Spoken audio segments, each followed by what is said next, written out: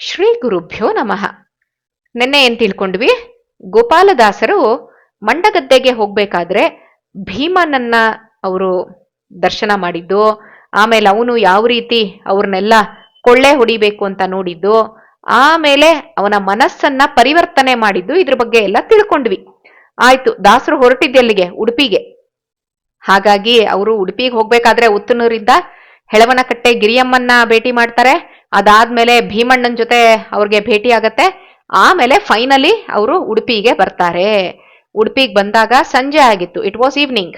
ಸೂರ್ಯ ಇನ್ನೇನು ಮುಳುಗ್ತಾ ಇದ್ದ. ಆಯ್ತು, ಯಾವ ರೀತಿ ಇತ್ತು ಅಂತ ಅವರು ತುಂಬಾ ಕಾವ್ಯಾತ್ಮಕವಾಗಿ ಅವರು ವಿವರಣೆ ಕೊಡ್ತಾರೆ. ಸೂರ್ಯ ಕಣ್ಮರೆ ಆಗ್ತಾ ಇದ್ದಾನೆ. ಬೆಳಿಗ್ಗೆಯಿಂದ ಸಂಜೆ ತನಕ ಅವನ್ ಕೆಲಸ ಮಾಡಿದಾನೆ. ಯಾರಿಗೆ? ಯಾಕಂದ್ರೆ ಶಕ್ತಿ ಕೊಟ್ಟಿದ್ದು ಭಗವಂತ. ಆ ಭಗವಂತ ಶಕ್ತಿ ಕೊಟ್ಟಿದ್ರಿಂದ ತುಂಬಾ ಕಾವ್ಯಾತ್ಮಕವಾಗಿ ವರ್ಣನೆ ಮಾಡ್ತಾರೆ. ಬೆಳಿಗ್ಗೆಯಿಂದ ರಾತ್ರಿ ತನಕ ಸೂರ್ಯ ಬೆಳಗ್ತಾ ಇದ್ದಾನೆ, ಸಂಜೆ ತನಕ. ಅವನಿಗೆ ಶಕ್ತಿ ಕೊಟ್ಟಿದ್ಯಾರು? ಭಗವಂತ. ಹಾಗಾಗಿ ಅವನೇನ್ ಮಾಡ್ತಾನೆ, ಭಗವಂತನಿಗೆ ನಮಸ್ಕಾರ ಮಾಡ್ತಿದ್ದಾನೇನೋ ಅನ್ನೋ ಹಾಗೆ ಕನಕನ ಕಿಂಡಿಯಿಂದ ಆ ಸೂರ್ಯನ ಕಿರಣಗಳು ಶ್ರೀಕೃಷ್ಣನ ಪ್ರತಿಮೆಯ ಪಾದಗಳಲ್ಲಿ ಬೀಳ್ತಾ ಇತ್ತಂತೆ. ಅಂದ್ರೆ ಭಗವಂತ, ಇವತ್ ಬೆಳಿಗ್ಗೆಯಿಂದ ನನಗೆ ಚೆನ್ನಾಗಿ ಕೆಲಸ ಮಾಡೋದಕ್ಕೆ ಅವಕಾಶ ಕೊಟ್ಟಿದ್ಯಪ್ಪ, ತಗೋ ನಿನಗೆ ನಮಸ್ಕಾರ ಅಂತ ಹೋಗ್ತಾ ಇದ್ದಾನೇನೋ ಅವನು ಅನ್ನೋ ರೀತಿ ಕಾಣಿಸ್ತಾ ಇದ್ದ ಅಂತ ಹೇಳ್ತಾರೆ. ಆಯ್ತು, ಆಗ ಏನ್ ಮಾಡ್ತಾರೆ? ನಾನು ಇದನ್ನ ತುಂಬಾ ಸರಿ ಹೇಳಿದೀನಿ. ಉಡುಪಿಗೆ ಹೋಗ್ಬೇಕಾದ್ರೆ ಹೇಗಿರ್ಬೇಕು ನಮ್ದು ದರ್ಶನದ ವ್ಯವಸ್ಥೆ ಅಂತ. ಮೊದಲು ಕನಕನ ಕಿಂಡಿಯ ಮೂಲಕ ಕೃಷ್ಣದೇವರ ದರ್ಶನವನ್ನ ಪಡಿತಾರೆ ದಾಸರು. ಅದಾದ್ಮೇಲೆ ಚಂದ್ರಮೌಳೇಶ್ವರದಲ್ಲಿ ಹೋಗಿ ಚಂದ್ರಮೌಳೇಶ್ವರನ ದರ್ಶನವನ್ನ ಪಡಿತಾರೆ. ಆಮೇಲೆ ಅನಂತೇಶ್ವರ ದೇವಸ್ಥಾನಕ್ಕೆ ಹೋಗಿ ಅನಂತೇಶ್ವರನ ದರ್ಶನವನ್ನ ಪಡಿತಾರೆ. ಆಮೇಲೆ ಮಧ್ವ ಸರೋವರದಲ್ಲಿ ಸ್ನಾನ ಮಾಡಿ ಸಂಜೆಯ ಆಹ್ನಿಕಗಳೆಲ್ಲ ಏನಿದೆ ಅದನ್ನೆಲ್ಲ ಮಾಡಿಕೊಂಡು ಕೃಷ್ಣ ಮಂದಿರಕ್ಕೆ ಪ್ರವೇಶ ಮಾಡ್ತಾರೆ. ಆ ಸಮಯದಲ್ಲಿ ಆಗಿನ ಪರ್ಯಾಯದ ಪೀಠಾಧಿಪತಿಗಳು ಯಾರಿರ್ತಾರೆ, ಅವರು ತರತರವಾದಂತಹ ಮಂಗಳಾರತಿಗಳನ್ನ ಪ್ರಾರಂಭ ಮಾಡಿರ್ತಾರಂತೆ. ದಾಸರು ಕೃಷ್ಣನ ಮೂರ್ತಿಯನ್ನ ನೋಡ್ತಾ ಇದ್ದಾರೆ. ಅದು ವಿಧ ವಿಧವಾದ ಮಂಗಳಾರತಿಯ ಬೆಳಕಿನಲ್ಲಿ ನೋಡ್ತಾ ಇದ್ದಾರೆ.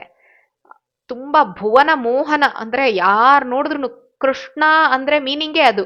ಯಾರನ್ ಬೇಕಾದ್ರೆ ಅಟ್ರಾಕ್ಟ್ ಮಾಡ, ಕರ್ಷತಿ ಇತಿ ಕೃಷ್ಣ. ಭಗವಂತ ಎಲ್ಲರನ್ನೂ ಆಕರ್ಷಣೆ ಮಾಡ್ತಾನಂತೆ. ಅಂತ ಮೂರ್ತಿ ಒಂದ್ ಕೈಯಲ್ಲಿ ಕಡ್ಗೋಲು ಹಿಡ್ಕೊಂಡಿದ್ದಾನೆ, ಇನ್ನೊಂದ್ ಕೈಯಲ್ಲಿ ಕೊಳಲು ಬಾರಿಸ್ತಾ ಇರೋ ರೀತಿ ಅಲಂಕಾರ ಮಾಡಿದ್ರಂತೆ. ಕೊಳಲನ್ನ ನುಡಿಸ್ತಾ ಇದ್ದಾನ ಅವನು. ಯಾಕಂದ್ರೆ ಮೂಲ ಮೂರ್ತಿ ಏನಿದೆ, ಕಡಗೋಲು ಕೃಷ್ಣ, ಕಡಗೋಲು ಮತ್ತು ನೇಣು ಎರಡೇ ಹಿಡ್ಕೊಂಡಿರೋದು, ಹಗ್ಗ ಹಿಡ್ಕೊಂಡಿದ್ದಾನೆ. ಕೊಳಲ್ ನುಡಿಸ್ತಾ ಇರೋ ಅಲಂಕಾರ ಆ ದಿನ ಮಾಡಿದ್ರಂತೆ. ಅಂತ ಕೃಷ್ಣನೇ ಬಂದ್ಬಿಟ್ನೇನೋ ಪ್ರತ್ಯಕ್ಷವಾಗಿ ಅನ್ನೋ ರೀತಿ ಕಾಣಿಸ್ಕೋತಂತೆ ಗೋಪಾಲದಾಸರಿಗೆ. ಯಾರು ಮಂಗಳಾರತಿ ಮಾಡ್ತಾ ಇದ್ರು ಪರ್ಯಾಯದ ಪೀಠದ ಯತಿಗಳು, ಅವರಲ್ಲಿ ಶ್ರೀಮದಾಚಾರ್ಯರೇ ನಿಂತು ಕಾರ್ಯ ಮಾಡ್ತಾ ಇರೋದನ್ನ ನೋಡಿದ್ರಂತೆ ಗೋಪಾಲದಾಸರು. ಯಾಕಂದ್ರೆ ಯಾರ್ಯಾರ್ದೋ ಭವಿಷ್ಯ ಎಲ್ಲ ಗೊತ್ತಾಗತ್ತ ಅವ್ರಿಗೆ. ಇನ್ನು ಸಾಕ್ಷಾತ್ ಪೀಠಾಧಿಪತಿಗಳು ಅವ್ರ ಒಳಗಡೆ ನೋಡೋ ಅಂಥದ್ರಲ್ಲಿ ಇವರೆಲ್ಲ ಅಪರೋಕ್ಷ ಜ್ಞಾನಿಗಳಾಗಿರೋದ್ರಿಂದ ಕಾಣಿಸಿದೆ ಅವ್ರಿಗೆ. ಹೇಗಿದ್ದ ಕೃಷ್ಣ ಅಂತ ಹೇಳ್ತಾರೆ. ಒಳ್ಳೆ ರತ್ನದ ಮುಕುಟ ಅಂದ್ರೆ ಕಿರೀಟ ಹಾಕೊಂಡಿದ್ದ, ಹಣೆಯಲ್ಲಿ ಕಸ್ತೂರಿ ತಿಲಕ ಇತ್ತು, ಕಮಲದ ಕಣ್ಣುಗಳು, ಒಳ್ಳೆ ತುಂಬಾ ಚೆನ್ನಾಗಿದ್ನಂತೆ.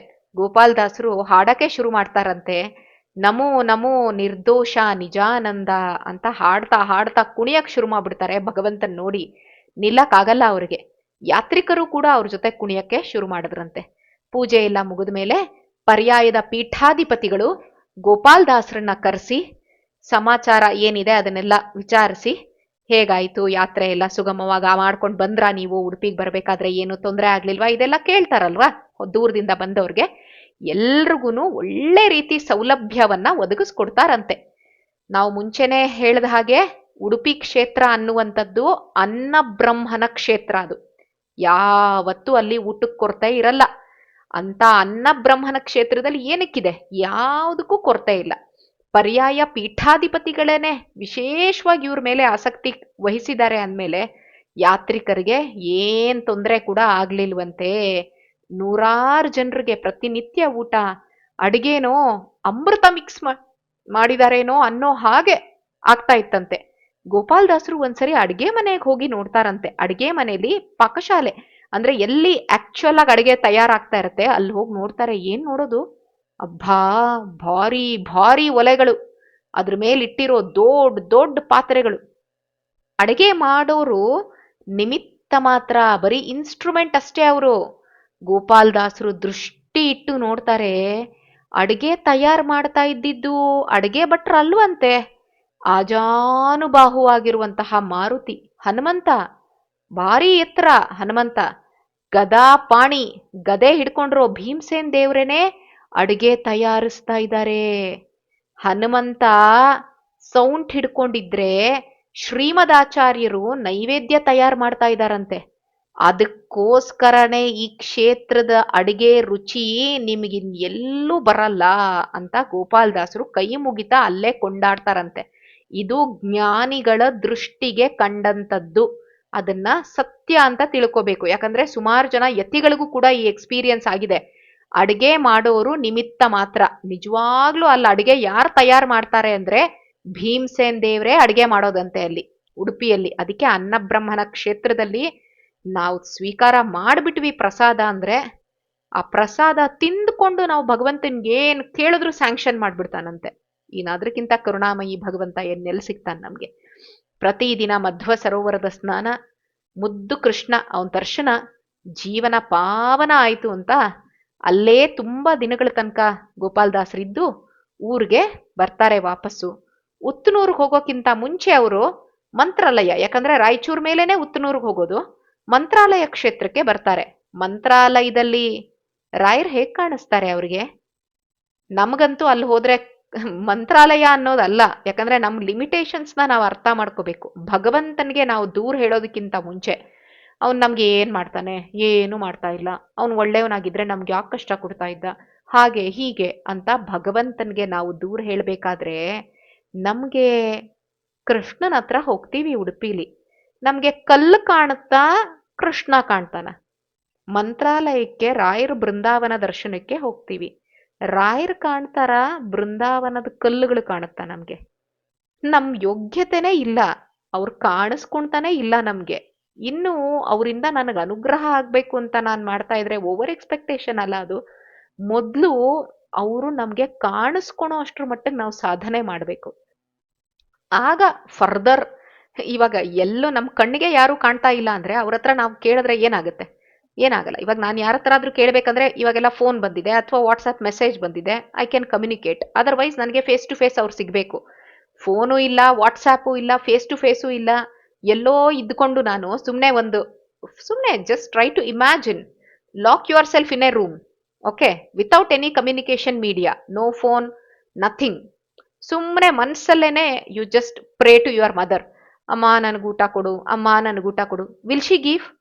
She can not, because she herself did not knew that you are asking her a meal. ಗೊತ್ತೇ ಆಗಿಲ್ಲ ಅಮ್ಮನ್ಗೆ ನೀನು ಊಟ ಕೇಳ್ತಾ ಇದೀಯ ಅಂತ. ಇನ್ನು ಅಮ್ಮ ಎಲ್ಲಿಂದ ಊಟ ಕೊಡ್ತಾಳೆ? ಹಾಗೆ ನಾವು ಫಸ್ಟು ಭಗವಂತನ್ಗೆ ಕೇಳ್ತಾ ಇದೀವಿ ಅಂದ್ರೆ ಅವನು ಕೇಳಿಸ್ಕೊಳೋ ರೀತಿ ಮಾಡ್ಬೇಕು ನಾವು. ಅಮ್ಮನ ಹತ್ರನೂ ಫೋನ್ ಇತ್ತು, ನನ್ನ ಹತ್ರನೂ ಫೋನ್ ಇತ್ತು, ಐ ಕ್ಯಾನ್ ಕಾಲ್. ಆ ರೀತಿ ಅವನು ಕೇಳಿಸ್ಕೊಳೋ ಮಟ್ಟಿಗೆ ನಾನೇನಾದ್ರೂ ಯೋಗ್ಯತೆ ಸಂಪಾದನೆ ಮಾಡ್ಕೊಂಡೆ ಅಂದ್ರೆ ಭಗವಂತ ನಂದನ್ನ ಕೇಳಿಸ್ಕೊತಾನೆ. ಆ ರೀತಿ ಆ ಯೋಗ್ಯತೆ ಬೆಳಿಬೇಕು ನಮ್ಗೆ, ಸಾಧನೆ ಅನ್ನುವಂಥದ್ದು. ಇವ್ರು ಹೋಗ್ತಾರೆ ರಾಯರ ಹತ್ರ, ಗೋಪಾಲದಾಸರು. ಅದರಲ್ಲಿ ರಾಯರ ಸ್ತೋತ್ರ ಇದೆಯಲ್ಲ, ಪೂಜ್ಯಾಯ ರಾಘವೇಂದ್ರಾಯ ಸತ್ಯ ಧರ್ಮ ರತಾಯ ಚ ಭಜತಾಂ ಕಲ್ಪವೃಕ್ಷಾಯ. ಕಲ್ಪವೃಕ್ಷ ಅಂದ್ರೆ ಏನು? ಡಿಸೈರಿ ಟ್ರೀ ಅಂತ.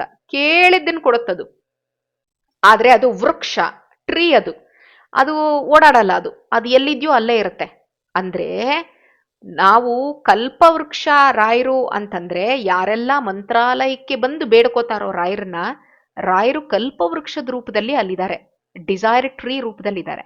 ಆಯ್ತಪ್ಪ, ನನಗೆ ಮಂತ್ರಾಲಯಕ್ಕೆ ಹೋಗಕ್ಕಾಗ್ಲಿಲ್ಲ, ನಾನೇನ್ ಮಾಡ್ಲಿ? ಯಾಕಂದ್ರೆ ಮರ ನಾನೇ ಹುಡ್ಕೊಂಡು ಹೋಗ್ಬೇಕು, ಮರ ನನ್ನ ಹತ್ರ ಬರಲ್ಲ. ನಮತಾಂ ಕಾಮಧೇನುವೆ. ಕಾಮಧೇನು ಅಂದ್ರೆ ಡಿವೈನ್ ಕೌ, ಅದು ಹಸು. ಅದೂ ಅಷ್ಟೇ ಕೇಳಿದ್ ಕೊಡುತ್ತಂತೆ ಆ ಹಸು. ವಸಿಷ್ಠರ ಹತ್ರ ಎಲ್ಲರ ಹತ್ರ ಇದ್ದಿತ್ತದು. ನಂದಿನಿ, ಕಾಮಧೇನು, ಸುರಭಿ, ಇವರೆಲ್ಲ ಅದೇ ಕ್ಯಾಟಗರಿಯವರೇ. ಆ ಹಸು ಕೇಳಿದ್ ಕೊಡೋ ಅಂಥದ್ದು, ಇಟ್ ಕ್ಯಾನ್ ವಾಕ್. ನಾನು ಇಲ್ಲಿಂದನೇ ರಾಯರಿಗೆ ನಮಸ್ಕಾರ ಮಾಡದೆ ಮನಸ್ಸಿಂದ ಅಂದ್ರೆ ರಾಯರ್ ಬಂದ್ಬಿಡ್ತಾರೆ ನನ್ನ ಹತ್ರ, ಕಾಮಧೇನು ಅವರು. ಆ ರೀತಿ. ಅದಕ್ಕೆ ರಾಯರದು ನೆಕ್ಸ್ಟ್ ಸ್ತೋತ್ರ, ಪೂಜ್ಯಾಯ ರಾಘವೇಂದ್ರಾಯ ಸತ್ಯಧರ್ಮರತಾಯ ಚ ಭಜತಾಂ ಕಲ್ಪವೃಕ್ಷಾಯ ನಮತಾಂ ಕಾಮಧೇನವೇ ದುರ್ವಾದಿ ದ್ವಾಂತರವಯೇ ವೈಷ್ಣವೇಂದೀವರೇಂದವೇ ಶ್ರೀರಾಘವೇಂದ್ರ ಗುರವೇ ನಮೋ ಅತ್ಯಂತ ದಯಾಲವೇ. ಅತ್ಯಂತ, ಬರೀ ದಯಾಲು ಅಂದ್ರೆ ಕೈಂಡ್ ಅಂತ, ಅತ್ಯಂತ ದಯಾಲವೇ, ವೆರಿ ಕೈಂಡ್ ಅಂತ. ಯಾಕೆ? ನಾನ್ ಮಂತ್ರಾಲಯಕ್ಕೆ ಹೋಗ್ಬೇಕಂತಿಲ್ಲ ಅವ್ರನ್ನ ಹುಡ್ಕೊಂಡು. ಕಲ್ಪವೃಕ್ಷ ಅಂದ್ರೆ ನಾನು ಮಂತ್ರಾಲಯಕ್ಕೆ ಹೋಗ್ಬೇಕು, ನಾನು ಕೈ ಮುಗಿದ್ರೆ ಅಲ್ಲೇ ಬಂದ್ಬಿಡ್ತಾರಂತೆ ಕಾಮಧೇನು ರಾಯರು. ಹಾಗಾಗಿ ಅಂತ ರಾಯರು ಲೋಕವಿಖ್ಯಾತರವರು. ರಾಯರು ಗೋಪಾಲದಾಸರಿಗೆ ಬೃಂದಾವನದಲ್ಲಿ ಪೂರ್ಣ ದರ್ಶನ ಕೊಡ್ತಾರಂತೆ. ಯಾಕಂದ್ರೆ ರಾಯರಲ್ಲೇ ಸಜೀವವಾಗಿದ್ದಾರೆ ಅವರು. ಹಾಗಾಗಿ ರಾಯರು ಕಾಣಿಸ್ಕೋತಾರೆ. ಬರೀ ರಾಯರು ಮಾತ್ರ ಅಲ್ಲಿ ಕಾಣಿಸಿದ್ದು ಇಲ್ಲ. ರಾಯರ ಬೃಂದಾವನದಲ್ಲಿ ನರಹರಿ ಅಂದ್ರೆ ನರಸಿಂಹ, ಕೃಷ್ಣ, ರಾಮ, ವೇದವ್ಯಾಸ ಇವರೆಲ್ಲ ಕಾಣಿಸ್ತಾ ಇದ್ದಾರಂತೆ. ಅದು ಅವ್ರು ಮಾತ್ರ ಅಲ್ಲ, ಪರಿವಾರ ಸಮೇತರಾಗಿ ದೇವಾನು ದೇವತೆಗಳ ಜೊತೆ ಅಲ್ಲಿದ್ದಾರಂತೆ ಅವರು. ಶ್ರೀಮದ್ ಆಚಾರ್ಯರು ಸೇರಿ ಯಾರ್ಯಾರೆಲ್ಲ ಯತಿಗಳಿದಾರಲ್ಲ ಅವ್ರ ಪರಂಪರೆಯಲ್ಲಿ ಬಂದಾಗಿರೋರು ಅವರೆಲ್ಲ ಕಾಣಿಸ್ತಾ ಇದ್ದಾರಂತೆ ಬೃಂದಾವನದಲ್ಲಿ ರಾಯರ ಜೊತೆಗೆ. ಪರಮಾನಂದ ಆಗೋಯ್ತಂತೆ. ಸೀನು ಮತ್ತೆ ದಾಸನ್ನ ಕರೆದು ಹೇಳ್ತಾರೆ, ಈ ಕ್ಷೇತ್ರದ ಮಹಿಮೆ ಇಷ್ಟೇ ಅಂತ ನನಗೆ ಹೇಳಕ್ ಸಾಧ್ಯ ಇಲ್ಲಪ್ಪ. ಮುಂದೆ ಮುಂದೆ ಏನ್ ನಡೆಯುತ್ತಲ್ಲ ಆ ಘಟನೆ, ಅದನ್ನ ನಾನು ಬರ್ಕೊಂಡ್ರೆ ಯಾರಿಗೂ ಲೆಕ್ಕ ಇಡೋದಕ್ಕೆ ಸಾಧ್ಯ ಇಲ್ಲ. ಅಷ್ಟು ಲೆಕ್ಕ ಇಲ್ಲದೆ ಇರೋ ಅಷ್ಟಂತದ್ದು ವಿಶೇಷಗಳು ನಡೆಯುತ್ತೆ ಇಲ್ಲಿ. ದಿನ ದಿನ ಪೂಜೆಗಳಾಗುತ್ತೆ, ದಿನ ದಿನ ಹೊಸ ಹೊಸ ನ್ಯೂಸ್. ಯಾರನ್ನೇ ಕೇಳಿ, ಮಂತ್ರಾಲಯದಲ್ಲಿ ಈಗ ತೃಪ್ತಿಗಿಂತ ಜೋರಾಗಿದೆ ಮಂತ್ರಾಲಯ, ಕಾಲಿಡಕ್ ಜಾಗ ಇಲ್ಲ, ಅಷ್ಟೊಂದ್ ಜನ. ಯಾರನ್ನಾದ್ರೂ ಕೇಳಿ ಯಾಕೆ ಬಂದಿದ್ದೀರಾ ನೀವು ಅಂತ, ಅವ್ರು ಹೇಳ್ತಾರೆ, ಒಬ್ಬೊಬ್ರು ಒಂದೊಂದು ಸ್ಟೋರಿ ಹೇಳ್ತಾರೆ. ಆ ರೀತಿ ಭವಿಷ್ಯ ಹೇಳೋದ್ರಲ್ಲಿ ಎಕ್ಸ್ಪರ್ಟ್ ಅಲ್ಲ ಗೋಪಾಲದಾಸರು, ಮುಂದಿಂದ ಹೇಳ್ತಾರಂತೆ ಭವಿಷ್ಯ. ಆಮೇಲೆ ಉತ್ತನೂರ್ಗೆ ಹೋಗ್ತಾರೆ, ಕಾಶಿ ಯಾತ್ರೆದು ಕಾಶಿ ಯಾತ್ರೆ ಆಯ್ತಲ್ಲ, ಉಡುಪಿ ಯಾತ್ರೆದು ಸಮಾರಾಧನೆಯನ್ನ ಭವ್ಯವಾಗಿ ಆಚರಣೆ ಮಾಡ್ತಾರೆ. ಶಿಷ್ಯರು ಸಮಾರಾಧನೆ ಮಾಡಿದ ದಿನ ಗುರುಗಳು ವಿಜಯದಾಸರು ಬಂದು ಆಶೀರ್ವಾದ ಮಾಡ್ತಾರಂತೆ. ಗುರುಗಳ ದರ್ಶನ ಆಯ್ತು. ಆಗ ಗೋಪಾಲದಾಸರು ಹೇಳ್ತಾರಂತೆ, ಗುರುಗಳೇ ನೀವು ಆಜ್ಞೆ ಮಾಡದಂಗೆ ಉಡುಪಿ ಯಾತ್ರೆಗೆ ಹೋಗಿದ್ದಾಯ್ತು, ಕೃಷ್ಣನ್ ದರ್ಶನ ಮಾಡಿ ಕೃತಾರ್ಥ ಆಗೋಯ್ತು ಲೈಫ್. ಈ ಹಿಂದೆ ನಾನು ಕಾಶಿ ಯಾತ್ರೆ ಮಾಡಿದ್ದೆ, ಆದ್ರೆ ನಿಮ್ ಜೊತೆ ಇನ್ನೊಂದ್ಸರಿ ಯಾತ್ರೆ ಮಾಡಬೇಕು ಅಂತ ನನಗೆ ಆಸೆ ಆಗ್ತಾ ಇದೆ. ಕಣಿ ಹೇಳೋ ವೃತ್ತಿ ನಾನು ಇಲ್ಲಿದ್ರೆ ಯಾರೂ ಬಿಡಲ್ಲ, ಸುಮ್ಮನೆ ಬಂದು ಮತ್ತೆ ಮತ್ತೆ ಕಣಿ ಕೇಳ್ತಾ ಇರ್ತಾರೆ. ಅದಕ್ಕೆ ನನ್ನೂ ನಿಮ್ ಜೊತೆ ಕರ್ಕೊಂಡು ಹೋಗ್ತೀರಾ ಯಾತ್ರೆಗೆ ಅಂತ ಪ್ರಾರ್ಥನೆ ಮಾಡ್ತಾರಂತೆ. ಯಾರೂ ಇರ್ಲಿಲ್ಲ ಆ ಟೈಮಲ್ಲಿ ಸರೌಂಡಿಂಗ್ ಅಲ್ಲಿ. ವಿಜಯದಾಸರು ಹೇಳ್ತಾರಂತೆ ಗೋಪಾಲದಾಸರಿಗೆ, ಅಲ್ವೋ ಋಷಿ ಗಣಕ್ಕೆ ಸೇರಿದವನು ನಾನು. ಯಾಕಂದ್ರೆ ವಿಜಯದಾಸರು ಭೃಗು ಋಷಿಗಳು, ಅವರು ಋಷಿ ಕ್ಯಾಟಗರಿಗೆ ಬರ್ತಾರೆ. ದೇವವರ್ಗಕ್ಕೆ ಸೇರಿದವನ್ ನೀನು ಅಂದ್ರೆ ಗಣೇಶ, ಗಣಪತಿ ಇವರು ಅಂದ್ರೆ ದೇವತೆಗಳು. ಅದಕ್ಕೆ ಋಷಿಗಳ ಕೆಲಸ ಏನು? ಯಾತ್ರೆಗೆ ಹೋಗ್ತಾ ಇರ್ತಾರೆ ಅವರು. ನೀನ್ ಆ ರೀತಿ ಯಾತ್ರೆನ you should not keep it as the main. ಇದು ಮಾಡ್ಕೊಬೇಡ, ನಿನ್ ಪರ್ಪಸ್ ಅದಲ್ಲ. ಪುರಂದರದಾಸರು ನಿನ್ನಿಂದ ಬೇರೆ ಏನೋ ಎಕ್ಸ್ಪೆಕ್ಟ್ ಮಾಡ್ತಾ ಇದ್ದಾರೆ, ಗೊತ್ತಾಯ್ತಾ? ಸುಮ್ಮನೆ ಯಾತ್ರೆ ತಿರ್ಕೊಂಡಿರೋದಲ್ಲ ಅದು. ಇದುವರೆಗೂ ಯಾವ ಹರಿದಾಸರು ಮಾಡಿಲ್ಲ ಅಂತ ಶ್ರೇಷ್ಠ ಕೆಲಸ ನಿನ್ನಿಂದ ಆಗಬೇಕು. ಈಗ ತಾನೇ ಎಷ್ಟೋ ಜನ ಅವತಾರ ಎತ್ತಿದ್ದಾರೆ, ಅವರೆಲ್ಲ ನಿನ್ನಿಂದ ಜಾಗೃತರಾಗಬೇಕಾಗಿದೆ. ಕಕ್ಷಾ ತಾರತಮ್ಯದಲ್ಲಿ ನನ್ ಸಮಾನವಾಗಿರೋರು ಅಂದ್ರೆ ಅಗ್ನಿ ಅಂಶ ಸಂಭೂತರು ಭೃಗು ಋಷಿಗಳ ಜೊತೆನೇ ಇರೋಂಥವ್ರು ಹತ್ರದಲ್ಲೇ ಇದ್ದಾರೆ, ಅವತಾರ ಮಾಡಿದ್ದಾರೆ. ಅಂದ್ರೆ ಅಗ್ನೇಯ ಅಂಶ ಸಂಭೂತರು ಒಬ್ರು ಆಲ್ರೆಡಿ ಹುಟ್ಟಿದ್ದಾರೆ ಅಂತ ಹೇಳ್ತಾ ಇದ್ದಾರೆ. ಸದ್ಯಕ್ಕೆ ಅವ್ರಿಗೆ ಅಪರೋಕ್ಷ ಅನ್ನೋಂಥದ್ದು ಏನಾಗಿದೆ ಅಂದ್ರೆ ಬೂದಿ ಮುಚ್ಚಿರೋ ಕೆಂಡದಂಗಿದ್ದಾರೆ. ನೀನು ಈಗ ಆ ಬೂದಿನ ಹಾರಿಸ್ಬಿಟ್ಟೆ ಅಂದ್ರೆ ಒಳಗಡೆ ಕೆಂಡ, ದಿಗಿ ದಿಗಿ ದಿಗಿ ದಿಗಿ ಉರಿಯೋ ಕೆಂಡ ಅದು ಕಾಣಿಸುತ್ತೆ. ಹಾಗೇ ಈಗ ಸದ್ಯಕ್ಕೆ ಅವ್ರು ಏನಿದ್ದಾರೆ ಅಗ್ನಿ ಅಂಶ ಸಂಭೂತ ವ್ಯಕ್ತಿಗಳು, ಅವ್ರು ಇವಾಗ ಏನು ಗೊತ್ತಿದ್ದು ಗೊತ್ತಿಲ್ದಿರೋರ್ ತರ ಇದ್ದಾರೆ. ಆದ್ರೆ ನೀನ್ ಅವ್ರನ್ನ ಈಗ ಹರಿದಾಸ ಸಾಹಿತ್ಯಕ್ಕೆ ಇನ್ನೊಬ್ರು ಮಹಾಮಹಿಮರನ್ನ ಕೊಡುವಂತ ಕೆಲಸ ನೀನ್ ಮಾಡಬೇಕಾಗಿದೆ. ಅದಕ್ಕೆ ನೀನ್ ಸ್ವಲ್ಪ ದಿನ ಇಲ್ಲೇ ಇರು, ಮುಂದಿಂದೆಲ್ಲ ವಿಜಯ ವಿಠಲ ನೋಡ್ಕೋತಾನೆ ಅಂತ ಹೇಳ್ತಾರೆ. ಗುರುಗಳ ಮಾತು ಕೇಳಿದ ತಕ್ಷಣ ಹಂಗಾದ್ರೆ ವಾಟ್ ಈಸ್ ನೆಕ್ಸ್ಟ್ ಅಂತ ಕಣ್ಣು ಮುಚ್ಕೊಂಡು ಯೋಚನೆ ಮಾಡಕ್ಕೆ ಶುರು ಮಾಡ್ತಾರಂತೆ ಭವಿಷ್ಯ. ಅದಕ್ಕೆ ವಿಜಯದಾಸರು ಬೆನ್ ತಟ್ಟಿ ಹೇಳ್ತಾರಂತೆ, ಅಲ್ಲ ಕಣೋ ಶ್ರೀಹರಿ ದಯೆ, ಎಲ್ಲ ನೋಡೋ ಶಕ್ತಿ ನಿನಗ್ ಬಂದಿದೆ, ಬೇರೆಯವ್ರ ಭವಿಷ್ಯನ ಹೀಗೆ ಅಂತ ಎಕ್ಸಾಕ್ಟ್ ಆಗಿ ನೀನ್ ಹೇಳ್ತೀಯ ಆಯ್ತಾ. ಇದು ಚಿಕ್ಕ ಹುಡುಗ ಇದ್ದಾಗ್ಲಿಂದಾನೇ ನಿನಗೆ ಸಿದ್ಧಿಯಾಗಿದೆ. ಆದ್ರೆ ನೀನ್ ಈ ವೃತ್ತಿ ಏನಕ್ ಮಾಡಬೇಕು ಗೊತ್ತಾ? ಇದರಿಂದ ಬೇರೆ ಶ್ರೇಷ್ಠ ವ್ಯಕ್ತಿಯೊಬ್ರು ಇರ್ತಾರಲ್ಲ ಅವ್ರದ್ದು ಅಜ್ಞಾನ ಅನ್ನುವಂಥದ್ದು ಹೋಗ್ಬೇಕು. ಯಾಕಂದ್ರೆ ಅಗ್ನಿ ಅಂಶ ಸಂಭೂತರು ಅಂತ ನಾನೇನ್ ಹೇಳ್ದೆ, ಈಗ ಪಾಪ ನೋಡೋದಿಕ್ಕೆ ಒಂಥರ ಡಲ್ ಹೆಡ್ಡೆಡ್ ತರ ಇದ್ದಾರೆ, ಆದ್ರೆ ರಿಯಲಿ ಹೀಸ್ ವೆರಿ ಬ್ರಿಲಿಯಂಟ್ ವ್ಯಕ್ತಿ ಅವರು. ಅದಕ್ಕೆ ನೀನು ಈ ವೃತ್ತಿನ ಸ್ವಲ್ಪ ಕಾಲ ಮುಂದುವರ್ಸು ಅಂತ ಹೇಳಿ, ಇನ್ನೇನು ನಿನಗಿದು ಸಾಕು ವೃತ್ತಿ ಅನ್ಬೇಕಾದ್ರೆ ಒಂದು ಪವಾಡ ಆಗುತ್ತೆ, ಆಗ ನಿಲ್ಸುವಂತೆ ನಾನೇ ಹೇಳ್ತೀನಿ, ಅಲ್ಲಿ ತನಕ ನೀನು ಈ ಪ್ರೊಫೆಷನ್ನ ಮುಂದುವರಿಸ್ಬೇಕು ಅಂತ ವಿಜಯದಾಸರು ಕಮಾಂಡ್ ಮಾಡ್ತಾರೆ. ಗೋಪಾಲದಾಸರಿಗೆ ಮನ್ಸಿರಲ್ಲ, ಆದ್ರೂ ಕೂಡ ಗುರುಗಳ ಆಜ್ಞೆನ ಯಾಕೆ ಮೀರ್ಬೇಕಲ್ವಾ, ಮಾಡಬಾರ್ದು ಯಾವತ್ತೂ. ಗುರುಗಳು ನೀವ್ ಯಾಕೆ ಹಿಂಗೆ ಹೇಳ್ತಾ ಇದ್ದೀರಾ ಅಂತ ನಾವು ಕ್ವಶನ್ನು ಮಾಡಬಾರ್ದಂತೆ ಗುರುಗಳನ್ನ. ಕನ್ಸಲ್ಲೂ ಕೂಡ ಅದನ್ನ ಇವರು ಎಣಸಲ್ಲ ಗೋಪಾಲದಾಸರು. ನಮಗ್ ಲೆಸನ್ಸ್ ಕೊಡ್ತಾ ಇದ್ದಾರೆ ಹೌ ಟು ಬಿಹೇವ್ ವಿತ್ ಗುರುಗಳು ಅಂತ. ಅವ್ರು ಏನ್ ಹೇಳ್ತಾರೆ ಅದನ್ನ ಕೇಳಬೇಕು, ತೀರಾ ಕ್ವಶನ್ ಹಾಕಿ ಅವ್ರಿಗೆ ತೊಂದರೆ ಕೊಡಬಾರ್ದು ಅಂತ ಹೇಳ್ತಾರೆ. ಅದಕ್ಕೆ ತಮಗ್ ಬೇಕಾಗಿದ್ದು ಕೊಡ್ತಾರಲ್ಲ ಗುರುಗಳು. ಸಿಕ್ಬಿಟ್ರು ಇವಾಗ ಅಪರೋಕ್ಷ ಜ್ಞಾನ ಮಾಡಿಸ್ಬಿಟ್ಟಿದ್ದಾರೆ, ಬೇಕಾದ್ ಕೊಡ್ತಾರೆ, ಏನ್ ತಿಳಿಸ್ಬೇಕೋ ಅದೊಂದು ಟೈಮ್ ಕರೆಕ್ಟಾಗಿ ತಿಳಿಸ್ತಾರೆ. ಅಂತ ಗುರು ಸಿಕ್ಕಿರ್ಬೇಕಾದ್ರೆ ನಾನ್ ಯಾಕೆ ಚಿಂತೆ ಮಾಡ್ಲಿ ಅಂತ ಅವರು ದೃಢವಾಗಿ ನಂಬಿದ್ರಂತೆ. ಗುರುಗಳು ಹೇಳಿದ್ರಲ್ವಾ, ಗೋಪಾಲದಾಸರು ಉತ್ತನೂರಲ್ಲೇ ಇದ್ರು. ಆಮೇಲೆ ಏನಾಯ್ತು, ಎಲ್ಲ ತರದ್ದು ಒಂದಿನ ಏನಾಯ್ತು, ಗೋಪಾಲದಾಸರು ಕಾಯ್ತಾ ಇದ್ರಂತೆ. ಗುರುಗಳು ಹೇಳಿದ್ರಲ್ಲ ಗುಟ್ಟಾಗಿ ಯಾರೋ ಒಬ್ರುಗೆ ನೀನು ಉದ್ಧಾರ ಮಾಡಬೇಕು ಅಂತ ಕಾಯ್ತಾ ಇದ್ರಂತೆ. ಈ ತರ ಒಂದಿನ ಈವ್ನಿಂಗು ಯಾವುದೋ ಒಂದು ಗ್ರಂಥ ನೋಡ್ಕೊಂಡು ಕೂತಿದ್ದಾರೆ ವೆಂಕಟೇಶ್ವರನ್ ಗುಡಿಲಿ ಗೋಪಾಲದಾಸರು. ಢಣ್ ಅಂತ ಗಂಟೆ ಶಬ್ದ ಕೇಳಿಸ್ತಂತೆ. ಕತ್ತೆತ್ ನೋಡ್ತಾರೆ ಗೋಪಾಲದಾಸರು. ಜರ್ತಾರಿ ಅಂಚು ಪಂಚೆ ಮೇಲೆ ಅದಕ್ಕೆ ಟಕ್ಕನಂಗ್ ಒಂದು ಶಲ್ಯ, ಮುಖದಲ್ಲಿ ಗಂಧಾಕ್ಷತೆ, ಕಿವಿಲ್ ವಜ್ರದ ಓಲೆ, ಕತ್ತಲ್ಲಿ ಚಿನ್ನದು ಸರ, ಇದೆಲ್ಲ ಹಾಕೊಂಡಿದ್ದನ್ನ ನೋಡಿದ್ರೆ ಆ ವ್ಯಕ್ತಿ ತುಂಬಾ ರಿಚ್ ಅಂತ ಗೊತ್ತಾಯ್ತು. ಆದ್ರೆ ತಲೆ ಹಿಂದೆ ಶಿಖೆ ಬಿಟ್ಟಿದ್ರಂತೆ, ಜುಟ್ಟಿತ್ತವ್ರಿಗೆ ಆಯ್ತಾ. ಕಣ್ಣು ಹುಬ್ಬು ಬಿಳಿ ಬಣ್ಣ ಆಗಿತ್ತಂತೆ, ಅಂದ್ರೆ ಸ್ವಲ್ಪ ಎಲ್ಡರ್ಲಿ ಪರ್ಸನ್ ಅನ್ನೋದನ್ನ ಹೇಳ್ತಾ ಇದ್ರು. ಮತ್ತೊಂದ್ಸರಿ ಗಂಟೆ ಬಾರಿಸ್ತಾರಂತೆ, ಡಣ್ ಅಂತ ಗಂಟೆ ಬಾರಿಸ್ಬಿಟ್ಟು ದೇವ್ರಿಗೆ ನಮಸ್ಕಾರ ಮಾಡ್ತಾರಂತೆ. ಗೋಪಾಲದಾಸರ ಕಿಲಾಡಿ ಬೇಕಂತಾನೆ ಮಾತಾಡ್ಸಿಲ್ವಂತೆ. ಬಂದವರು ದಾಸರ ಕಡೆ ಕುದ್ದು ಕುದ್ದು ನೋಡ್ತಾ ಇದ್ರಂತೆ. ದೇವರ ದರ್ಶನಕ್ಕೋಸ್ಕರ ಬಂದಿದ್ದಾಗಿದ್ರೆ ಒಂದ್ಸರಿ ಟಣ್ ಅಂತ ಗಂಟೆ ಬಡಿದ್ರು, ದೇವರ ದರ್ಶನ ಮಾಡಿದ್ರು ಹೋಗ್ಬೇಕಿತ್ತಲ್ವ ಮನೆಗವರು. ಹಿ ಡಿಡ್ಂಟ್ ಡೂ ದಾಟ್. ಆದ್ರೆ ಬಂದವ್ರು ಹಂಗೆ ನಿಂತೇ ಇದ್ರಂತೆ. ಮತ್ತೊಂದ್ಸರಿ ಗಂಟೆ ಢಣ್ ಅಂತ ಶಬ್ದ ಆಯ್ತಂತೆ. ಗೋಪಾಲದಾಸರು ಬಂದವ್ರನ್ನ ನೋಡಿದ ತಕ್ಷಣ ಅವ್ರು ಸುಮ್ನೆ ದೇವ್ರ ಕಡೆ ಮುಖ ಮಾಡಿ ಕೈ ಮುಕ್ಕೊಂಡು ನಿಂತ್ಕೊಂಡ್ಬಿಡ್ತಾ ಇದ್ರಂತೆ. ಗೋಪಾಲದಾಸರು ಅವ್ರ ಕೈಯಲ್ಲಿರೋ ಗ್ರಂಥ ಬುಕ್ಕನ್ನು ನೋಡಕ್ ಶುರು ಮಾಡಿದ ತಕ್ಷಣ ಅವರು ಗೋಪಾಲದಾಸರ ಕಡೆ ನೋಡಕ್ಕೆ ಶುರು ಮಾಡ್ತಿದ್ರಂತೆ. ದಾಸರನ್ನ ಮಾತಾಡಿಸ್ಬೇಕು ಅಂತ ಅವ್ರಿಗೇನೋ ಇತ್ತಂತೆ ಇಂಟೆನ್ಷನ್ನು, ಆದ್ರೆ ಮಾತಾಡ್ಸಕ್ ಯಾಕೋ ಹಿಂದೇಟು. ಇದು ಗೋಪಾಲದಾಸರು ಗೊತ್ತಾಗದೆ ಇರ್ಲಿಲ್ವಂತೆ. ಆದ್ರೂ ಗೋಪಾಲದಾಸರು he was silent for some time. ದಾಸರನ್ನ ಅವ್ರೇನ್ ಮಾತಾಡಿಸ್ಲಿಲ್ಲ, ಗುಡಿಯಿಂದ ಹೋಗ್ಲೂ ಇಲ್ವಂತೆ. ದರ್ಶನಕ್ ಬಂದ್ರು ಅಂದ್ರೆ ಆಯ್ತಾ ದರ್ಶನ ಓದ್ನ ಅಂತ ಇರಬೇಕು, ಮಾಡ್ಲಿಲ್ಲ. ಗಂಟೆ ಬಾರಿಸೋದು ಕೈ ಮುಕ್ಕೊಂಡು ನಿಂತ್ಕೊಳೋದು, ಗಂಟೆ ಬಾರಿಸೋದು ಕೈ ಮುಕ್ಕೊಂಡು ನಿಂತ್ಕೊಳೋದು, ಇದನ್ನೇ ಮಾಡ್ತಾ ಇದ್ರಂತೆ. ಆಗ ದಾಸರೇ ನಗ್ತಾ ಮಾತಾಡ್ಸಿದ್ರಂತೆ. ಬನ್ನಿ ವೆಂಕಟ ನರಸಿಂಹಾಚಾರ್ಯರೇ ಹೆಸರು ಕರೆದ್ಬಿಟ್ರು. ಅವ್ರಿಗೇನ್ ಗೊತ್ತೇ ಇಲ್ಲ, ಫಸ್ಟ್ ಟೈಮ್ ಹಿ ಸೀಯಿಂಗ್. ಬನ್ನಿ ವೆಂಕಟ ನರಸಿಂಹಾಚಾರ್ಯರೇ, ನೀವ್ ಎಸ್ಸರಿ ಗಂಟೆ ಬಾರಿಸಿದ್ರು ಅಷ್ಟೇನೆ. ವೆಂಕಟೇಶ ಅವನ ಇಚ್ಛೆನ ಅವನು ಬಿಚ್ಚ ಹೇಳಲ್ಲ. ಏನಿದೆ ಗ್ರಂಥದಲ್ಲಿ ಅದನ್ನ ನನ್ನ ಕೈ ಕೊಟ್ಬಿಟ್ಟಿದಾನ ಅವನು. ನಾನ್ ಮಾಡ್ಬೇಕಾ ಕೆಲ್ಸನ, ನಾನ್ ಮಾಡೋ ಕೆಲಸದಲ್ಲಿ ಅವನು ಮೂಗ್ ತೂರ್ಸಲ್ಲ.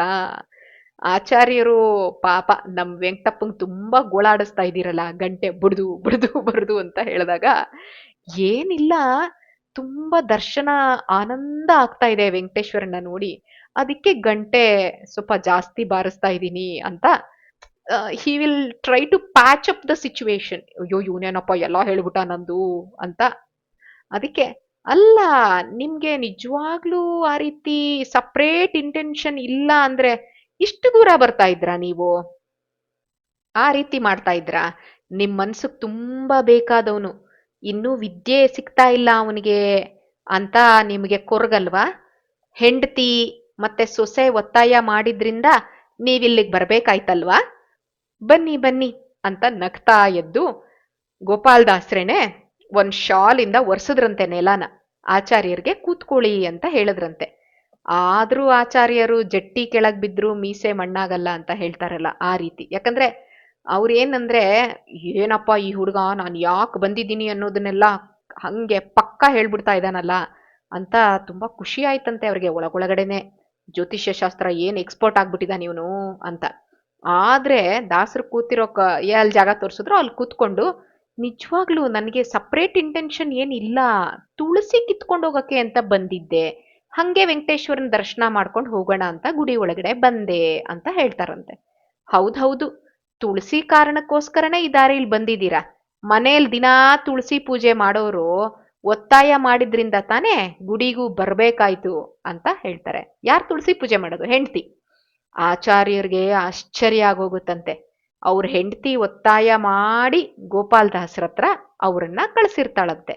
ಇನ್ನು 30 ವರ್ಷ ಕೂಡ ಆಗಿಲ್ಲ ಆಯ್ತಾ ಈ ಗೋಪಾಲದಾಸರಿಗೆ. ಅಂತ ಪುಟ್ಟ ವಯಸ್ಸು. ಅಂಥದ್ರಲ್ಲಿ 7 ದಶಕ ಅಂದ್ರೆ 70 ಇಯರ್ಸ್ ದಾಟಿರೋ ಅಂತ ಬರೀ ವಯಸ್ಸಾಗಿರೋರಲ್ಲ, ಜ್ಞಾನ ವೃದ್ಧರು ಅಂದ್ರೆ ಭಾರೀ ದೊಡ್ಡ ಪಂಡಿತರು, ಪಂಡಿತ ಶ್ರೇಷ್ಠರು. ಅವ್ರ ಹತ್ರ ಹೋಗೋದು ಅಂದ್ರೆ ನಿಜವಾಗ್ಲೂ ಮರ್ಯಾದೆಗೆ ಅಂದ್ರೆ ಡಿಗ್ನಿಟಿಗಲ್ವಾ ಅದು, ಅದು ಕಡಿಮೆನೇ ಅಲ್ವಾ ಅಂತ ಹಿಂದೇಟ್ ಹಾಕ್ತಾ ಇದ್ರಂತೆ. ಮನೆಯಲ್ಲಿ ಹೆಂಡತಿ ಮತ್ತೆ ಸೊಸೆ ಒತ್ತಾಯ ಮಾಡಿ ಮಾಡಿ ಮಾಡಿ ಆಯ್ತು ನೋಡೇ ಬಿಡೋಣ, ಪರೀಕ್ಷೆ ಮಾಡೋಣ ಅಂತ ಇವ್ರ ಗುಡಿಗೆ ಬಂದಿದ್ರಂತೆ. ದಾಸರನ್ನ ಮಾತಾಡ್ಸಿಲ್ಲ ಅವರು, ಯಾಕಂದ್ರೆ ಒಂಥರ ಪ್ರೆಸ್ಟೇಜ್ ಇಶ್ಯೂ. ಅವ್ರಿಗೆ ವಯಸ್ಸಾಗಿದೆ, ಜೊತೆಲಿ ಪಂಡಿತರು ಬೇರೆ, ಇಂಥ ಪುಟಾಣಿ ಹುಡುಗನ್ ಏನ್ ಮಾತಾಡ್ಸೋದು ಅಂತ. ಆ ರೀತಿ ನೋಡಿದ್ರೆ ಎಲ್ಲಾ ಕಡೆ ಇವಂದೇನೆ, ಎಲ್ಲಾ ಕಡೆ ಇವನೇ ಪಾಪ್ಯುಲರ್ ಆಗ್ಬಿಟ್ಟಿದ್ದಾನೆ. ಎಲ್ಲಾ ಕಡೆ ಗೋಪಾಲದಾಸರು ಗುಣಗಾನನೇ.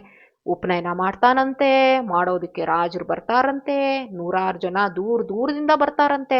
ಅದು ಈ ಪಂಡಿತರಿಗೆ ಅಷ್ಟು ಟಾಲರೇಟ್ ಮಾಡ್ಕೊಳಕ್ ಆಗಿಲ್ಲ. ಯಾಕಂದ್ರೆ ಸಣ್ಣ ವಯಸ್ಸಿಂದ ಶಾಸ್ತ್ರಗಳನ್ನ ಅಧ್ಯಯನ ಮಾಡಿದ್ದಾರೆ, ಜೀವನ ಪೂರ್ತಿ ಅಗ್ನಿ ಕಾರ್ಯ ಮಾಡ್ತಾ ಇದ್ದಾರೆ, ಒಳ್ಳೆ ಜೀವನ ನಡೆಸ್ತಾ ಇದ್ದಾರೆ. ನಾನು ಇಷ್ಟೆಲ್ಲ ಕಷ್ಟ ಬಿಟ್ಟಿದ್ದೀನಿ, ಇವನು ನೆನ್ನೆ ಮೊನ್ನೆ ಹುಟ್ಟಿದವನು ಇಷ್ಟೊಂದು ಪಾಪ್ಯುಲರ್ ಆಗ್ಬಿಟ್ನಾ ಅಂತ ಅವ್ರಿಗೆ. ಆ ರೀತಿ ಗೋಪಾಲದಾಸರೇ ಮಾತು ಆಡಕ್ ಶುರು ಮಾಡ್ತಾರೆ. ಹೌದಾಚಾರ್ಯರೇ, ನನಗೋಸ್ಕರ ನೀವೆಲ್ಲಿಗ್ ಬಂದಿದ್ದೀರಾ? ನಿಮ್ ಮಗನ್ಗೋಸ್ಕರ ತಾನೇ ಇಲ್ಲಿಗ್ ಬಂದಿರೋದು. ಇಲ್ಲಿಗ್ ಬರ್ದೇ ಇದ್ರೆ ನಿಮ್ ಮನೇಲಿ ಶಾಂತಿ ಇರ್ತಿತ್ತಾ? ಸೊಸೆ ಹೆಂಡತಿ ಇಲ್ಲಿಗ್ ಹೋಗಿ ಅಂತ ಒತ್ತಾಯ ಮಾಡದೇ ಇದ್ರೆ ಆಚಾರ್ಯರು ಇಲ್ಲಿ ತನಕ ಬರ್ತಾ ಇದ್ರ? ಹೆಂಡತಿ ಅಪೇಕ್ಷೆಗೆ ಇಲ್ಲಮ್ಮ ನಾನು ಹೋಗಲ್ಲ ಅಂತ ಹೇಳೋ ಧೈರ್ಯ ಯಾರಿಗಿದೆ ಅಂತ ಕೇಳ್ತಾರಂತೆ. ಮಗನ್ ಭವಿಷ್ಯ ತಿಳಿಬೇಕು ಅಂತ ಹೆಂಡತಿ ಸೊಸೆ ಒತ್ತಾಯ ಮಾಡಿದಿಕ್ಕೇನೆ ನಾವಿಲ್ಲಿಗ್ ಬಂದಿರೋದು. ಅದನ್ನ ಇವನೇನೋ ಮನೇಲಿ ಮಾತಾಡ್ಕೊಂಡಿದ್ದನ್ನ ನೋಡಿದೀನಿ ಅನ್ನೋ ಮಟ್ಟಿಗೆ ಮಾತಾಡ್ತಾ ಇದ್ದಾನಲ್ಲಪ್ಪ ಇವನು ಅಂತ ದಿಗ್ಭ್ರಮೆ ಆಗೋಯ್ತಂತೆ ಅವ್ರಿಗೆ. ಏನೋ ಹುಡುಗ, ಬ್ರಾಹ್ಮಣ ಬಾಲಕ, ಅವ್ರನ್ನ ಬರೀ ಕೈಯಿಂದ ನೋಡ್ಬೇಡಿ ಅಂತ ಅಕ್ಕ ಅವರೇ 9 ಉತ್ತತ್ತಿ ಕೊಟ್ಟಿದಾರಲ್ವಾ, ಅದನ್ನ ಕೊಡಬಾರ್ದ ಆಚಾರ್ರೆ? ತುಂಬಾ ಹೊಟ್ಟೆ ಹಸಿತಾ ಇದೆ, ವೆಂಕಟೇಶ್ವರನ್ಗೆ ನೈವೇದ್ಯಕ್ಕಿಟ್ಟು ನಾನ್ ತಿಂದು ಖುಷಿ ಪಡ್ತೀನಿ ಅಂತ ದಾಸರು ಹೇಳಿದ್ರೆ ಆಚಾರ್ಯರು ದಂಗ್ ಹೊಡೆದು ಬಿಡ್ತಾರಂತೆ. ತಾವು ಶಾಲ್ ಅಂಚಿಗೆ ಆ ಗಂಟು ಕಟ್ಕೊಂಡ್ ಬಂದಿರ್ತಾರೆ, ಬಿಚ್ಚಿ ನೋಡಿ ಎಣಿಸ್ತಾರೆ, 9 ಇದೆ. ಹೆಂಗೆ ಅಷ್ಟು ಕರೆಕ್ಟಾಗಿ ಹೇಳಿದ್ರು ಗೋಪಾಲದಾಸರು. ಆಗ ಇವ್ರು ಫುಲ್ಲಿ ಮೆಲ್ಟ್ ಆಗ್ಬಿಟ್ರಂತೆ. ಮನೇಲಿ ಕಟ್ಟಿರೋ ಗಂಟು ಅದ್ರಲ್ಲಿ 9 ಇದೆ ಅಂತ ಈ ಹುಡುಗ ಹೇಳ್ತಾ ಇದ್ದಾನೆ ಅಂದ್ರೆ ದಾಸರಲ್ಲಿ ಯಾವುದೋ ಸಿದ್ಧಿ ಅಂತೂ ಇದೆ ಅಂತ ಅವರು ಡಿಸೈಡ್ ಮಾಡ್ತಾರೆ. ಆಮೇಲೆ ದಾಸರ ಹತ್ರ ಪ್ರಾರ್ಥನೆ ಮಾಡೋದಿಕ್ಕೆ ಶುರು ಮಾಡ್ತಾರೆ. ಏನಂತ ಪ್ರಾರ್ಥನೆ ಮಾಡ್ತಾರೆ ಅದನ್ನ ನಾಳಿನ ಸಂಚಿಕೆಯಲ್ಲಿ ತಿಳ್ಕೊಳ್ಳೋಣ ಅಂತ ಹೇಳ್ತಾ ಮಧ್ವಾಂತರ್ಗತ ಶ್ರೀಕೃಷ್ಣಾರ್ಪಣಮಸ್ತು.